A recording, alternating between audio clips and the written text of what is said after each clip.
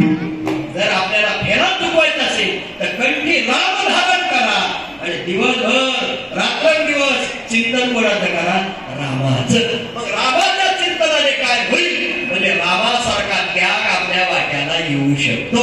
म्हणजे रामासारखा त्याग, एक पत्नी, एक पत्नी आणि एक बाणी हे जीवन जगण्याची वृत्ती जर आपल्याला मिळत असेल, काहीतरी प्रेरणा घ्या. माझं याच्या पुढचं उत्तर आहे, जी माणसं व्यसन करत असतील, जी माणसं तंबाखू खात असतील, जी माणसं दारू पित असतील, त्यांनी त्या दिवशी आता निर्णय करा, माझा राम राज्यावर बसलाय, मी आजपासून मरेपर्यंत कोणत्याच व्यसनाला स्पर्श करणार नाही, हा संकल्प करा. तेव्हा राम राज्य आल्याशिवाय ही वस्तुस्थिती आहे. पण आपण हे मान्य केलं पाहिजे. माझं मत एवढंच नाही, हा जो त्याग आहे हा तुम्हाला मला जमेल असं वाटत नाही, पण प्रयत्न करणं गरजेचं आहे.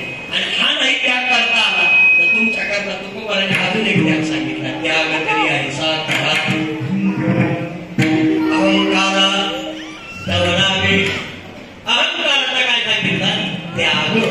आता अहंकाराचा त्याग सांगितला, पण अहंकाराचा त्याग होत नाही.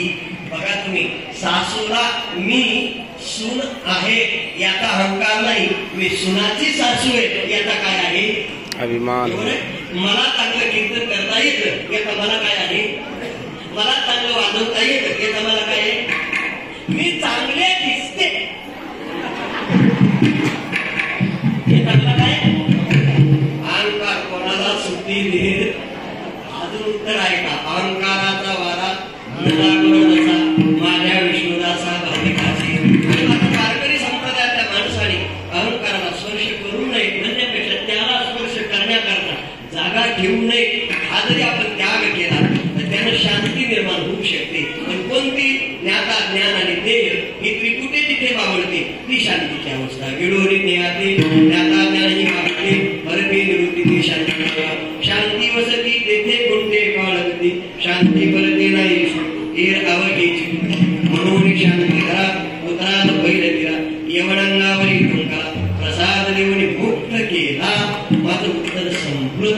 आपल्याकडे शांती निर्माण होत नाही का? आपल्याकडे त्याग नाही. म्हणजे शांतीपर्यंत जीव जाण्याकरता त्याच्याकडे अगोदर काय लागेल? त्याग.